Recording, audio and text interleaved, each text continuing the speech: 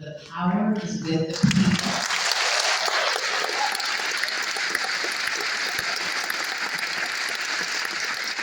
That is our founding principle, and it was based on a rejection of being governed by an unaccountable monarchy. America is an idea at its core. It's an idea that is not static. It has to be nurtured and cultivated and cared for. We are continuing to quest to create that more perfect union. And that idea of America, a country of the people, by the people, is under threat. And as your representative in the United States House of Representatives, the People's House, I am committed to amplifying your voices, raising your concerns, sharing your stories, because that is democracy. That is what this country is all about. That is how we fight back against what is happening right now. And since our last town hall in Bloomington, I've been taking your stories to Congress. In our fight to protect Social Security, I took the concern from our neighbors, Jeff and Beth, who said that if Donald Trump and Elon Musk dismantle Social Security, they will become homeless at age 70. In our fight against Trump's reckless and unnecessary trade wars, I took the concerns of our neighbor, Anna Renee, who's raising her grandchildren and wondering how they're going to pay for the cost of skyrocketing child care products with 145% tariffs on one of our nation's leading trading partners. In the fight against Republicans' attempts to cut Medicaid, to pay for tax cuts for the wealthiest among us, that's why we're doing this. I took the concern of our neighbor Bob, an 85-year-old U.S. Marine Reserve veteran who lives in a local senior living facility, and said he would not be here today were it not for Medicaid. These are the voices that must be at the center of these fights, because these policies have real impacts on real people's lives. And right now, it feels like the Trump administration and their Republican majority in Congress is attacking every single facet of our lives. They're making our country and what it stands for unrecognizable. They're taking away everything that we fought for generations. They're taking away our health care. They're taking away our Social Security. They're taking away our 401ks, retirement plans, our pensions. They're taking away our college savings for our kids. They're taking away our ability to afford what we need to get by every day: groceries, baby products, clothes, and cars. They're taking away our freedom of speech. They're taking away our due process. They're taking away our VA care. They're taking away environmental protections and our ability to address the climate crisis. They're taking away our doctors, our medical research, and our medical breakthroughs.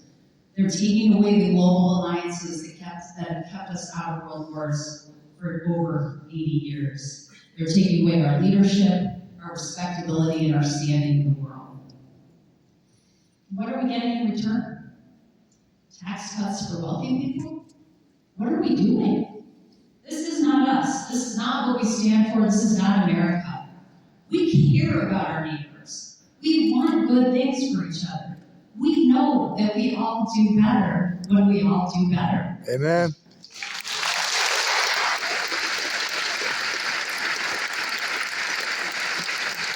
We know that's what we stand for here in the 3rd District, and that's what we're going to fight for every single day.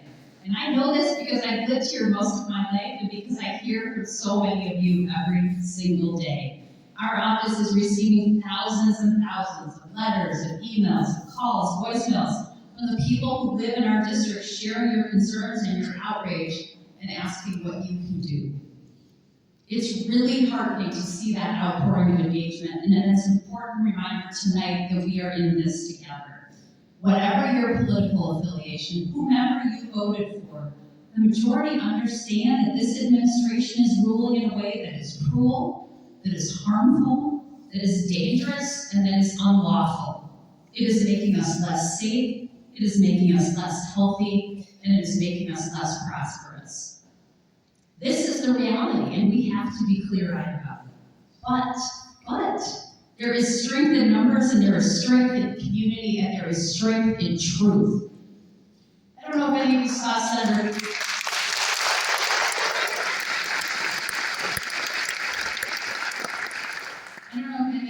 Senator Chris Murphy's floor on the speech on the floor of the Senate last week, but it is worth a listen. He described talking to a CEO the week before, and he asked that CEO, what is your red line? What would the president have to do that would force you to speak out? And this CEO said, well, if he defied a Supreme Court order, I would have to speak out. And Senator Murphy said, I think that is too late. He said, democracies don't usually die in dramatic fashion like the burning of the Reichstag, right? It tends to be a slow erosion. He said, our democracy is not yet dead, but it is dying. Yep. It is not dead, but we need to act with urgency to save it. And he said there are 4 institutions that protect democracy, that nurture it. And he named them the free press, the universities, the business community and the private sector, and the legal profession. Each of these institutions have obeyed in advance or been extorted by this administration.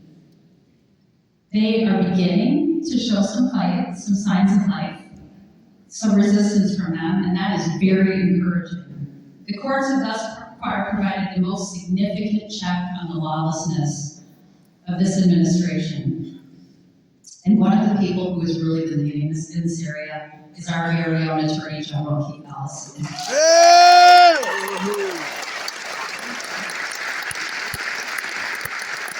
Attorney General Ellison has been leading the fight, defending our state and joining with AGs across the country to defend the United States against President Trump's attacks on the rule of law. I am so grateful for your willingness to be here to provide an update on coverage of your progress. It is my distinct honor to introduce Minnesota's Attorney General, Ellison.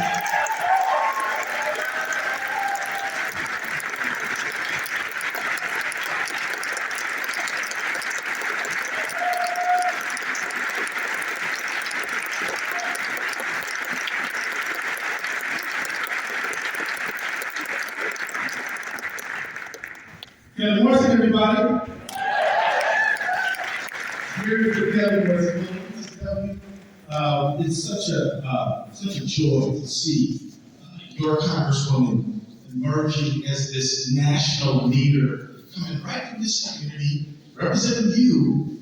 You're earning the respect of everybody in Congress, carrying that message of commitment to country, to the people of our country, to health care, to a clean environment, and just really be the star here in Washington. I have the privilege of being on Capitol Hill, where I spent 12 years, and saw all the great esteem that our colleagues hold her in at a meeting that a state AGs had with Democratic caucus, and it was just really, I was just beaming inside to see them beaming at her star, just her tremendous advocacy. So let's hear one more time.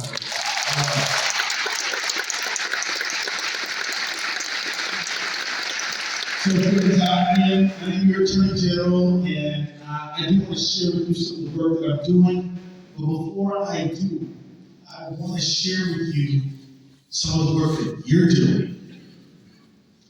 I'm not going to say any names because we want to safeguard the privacy of everybody here, but I want to tell you a little story. Somebody who shared, was kind enough to share, wrote this.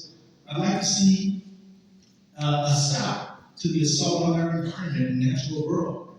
We do not need more fossil fuels. We need renewable energy that will last for generations.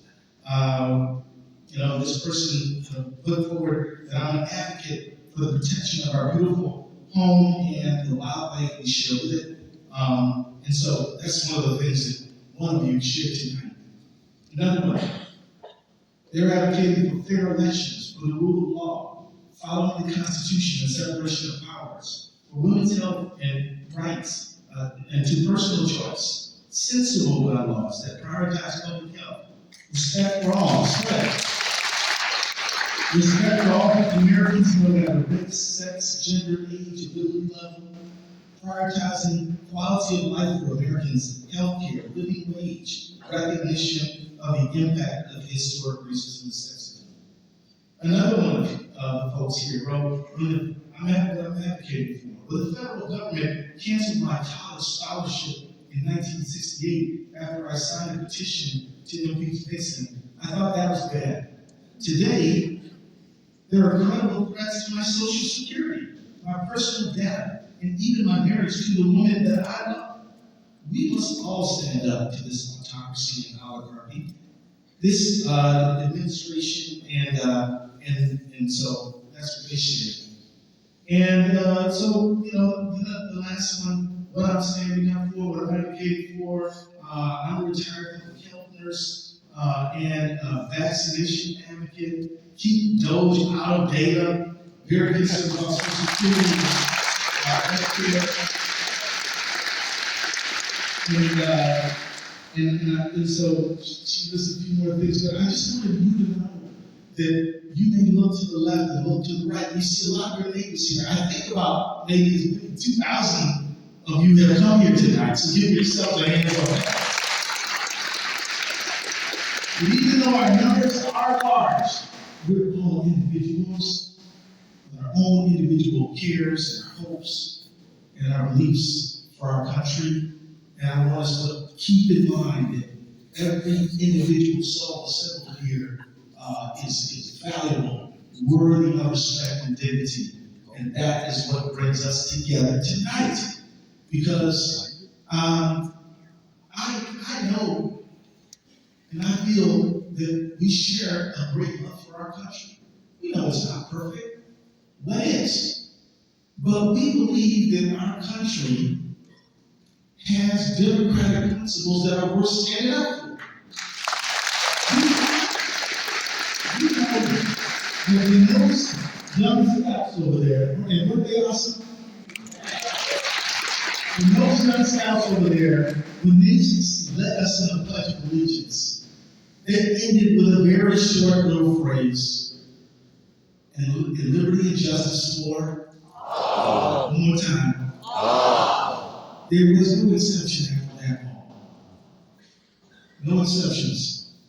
They didn't say except immigrants, except members of the transgender community, except. No, it just says all. And that is a principle that we're standing for tonight. So I just want to tell you that I don't make any claim that I don't have my own individual personal political philosophy. Yes, I am a progressive Democrat. I don't deny that. I'm proud of it. But what I'm saying is, that's not what brings me here tonight, friends. My father's a Republican, where he blessed us so he was, and we had robust conversations all the time. And I respected the fact that he wanted to make sure that we were watching the money, that we wanted to remind everybody, that he wanted to remind me that the federal government is one of limited powers. And we have these dialogues all the time. But what we're talking about tonight is not how we're going to allocate public funds or what the proper rate of taxation should be. What we're talking about is the basic rule of law, which means that not everyone enforcing the law.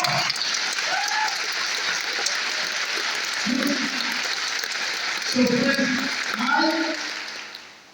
I have led and joined over 16 lawsuits based on the federal government's intrusion on the rights of Americans and the rule of law.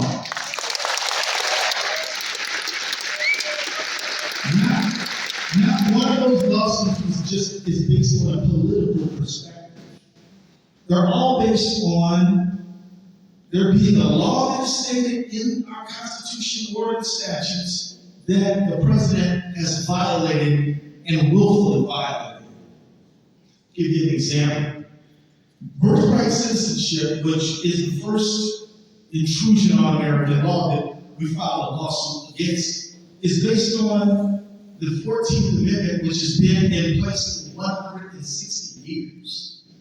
There was a lawsuit in 1898 called the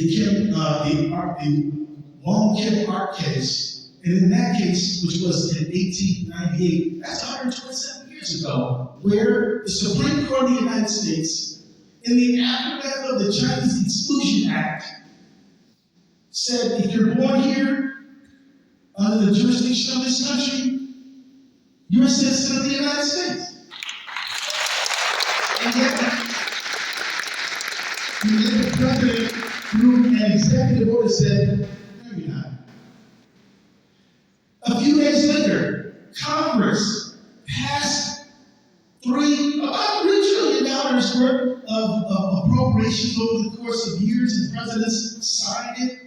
These appropriations were debated in committee, and these appropriations were signed into law by a president, and Congress has the power of the purse. And this president said, no.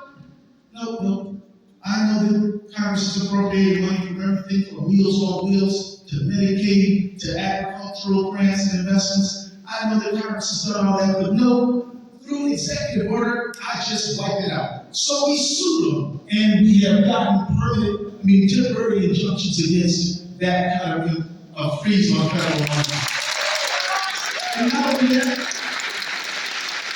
and so I tell you that after that, we have sued them so many times, and we, state AGs, are meeting every single day. Because every single day he's doing something to violate the basic rights of Americans. He's doing something to violate the separation of powers that is enshrined in our Constitution. He's doing something to intrude on the rights of states to make their own laws, like Minnesota. And so we will sue him every time he breaks the law. And I just want you to know that I'm not coming out of some parts of that. I really am not. It is my sincerest hope that we can get as many allies as we can get. And I'll take them from anywhere. I will. And I had Republican attorneys here and say, we know you're right about this, but if we join you guys, they're going to primary us. So I just say to them, I'm like, what's it all about, man? What is it about? What's the word that you beat in office if you can't stand up for what you believe in? Yep.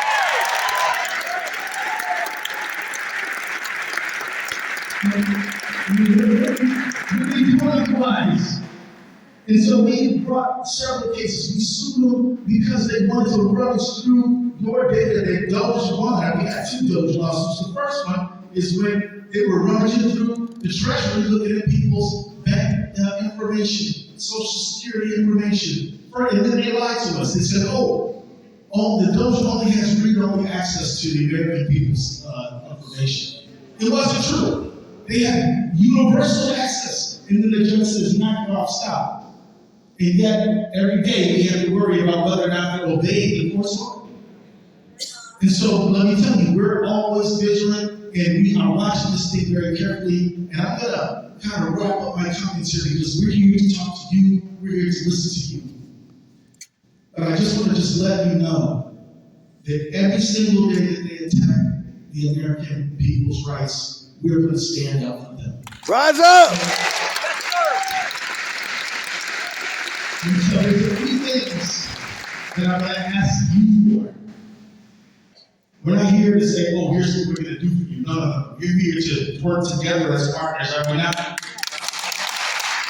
And what I'm going to ask you for, and I think Representative Morrison must have asked you this, maybe the same request.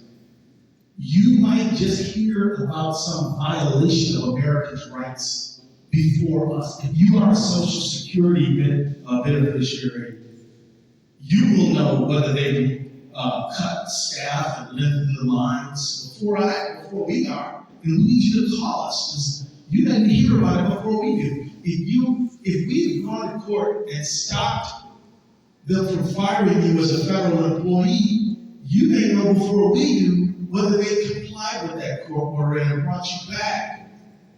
You may know, if you're at work for the VA, you may know what the status of your employment is before we do. If you are a library or museum employee, you may know whether or not they restored you before the Minnesota Attorney General or your congressperson. We need you to call us. So, friends, I'm going to give you a telephone number because I can't say call me and I'll even give you a number. So is everybody ready? Okay, I hear some say, no, we ain't ready. Okay, who's ready? Okay, now if you don't get the number, share it with a neighbor, okay? 651-296-3353. We got people waiting to hear from you if you got information. If you're having any problem with Social Security, we want to know about it. One more time. Okay, good. 651. Say it 651. 651. 296. 296. 3353. 335. Now, I know the people who answer the phone office are going to be really pissed off for me, but you know what? They be all right. They're dedicated to public service and they love to serve you. So, look, I'm done for now. A lot more to report to you, but I will tell you, as I sit here, one last thing before I just slam it up. One is that I am very concerned about these threats to National Public Radio and public television.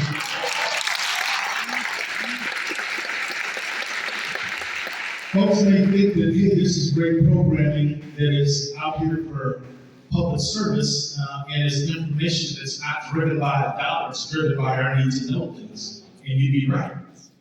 But both of these institutions also play a critical public function because they are the backbone of Amber Alert and emergency alert services. And so, weather, fire, all these things that we depend upon to stay safe, they're the backbone of that system. And I'm really concerned.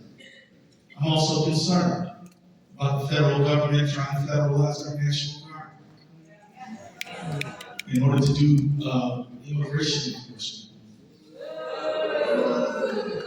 Emperor Know Trump. that we are very concerned about these things and we're watching these things carefully. And so now my last point. Look, I, as a lawyer for being for 35 years, I'm proud to be a lawyer, but I know, and I can tell you based on my over 3 decades of doing this job, that the rights of the American people will not be saved in a courtroom. They will be saved in the hearts of the American people who are willing to stand up and say, hell no, you're not going to take our rights away. Rise up. That is it.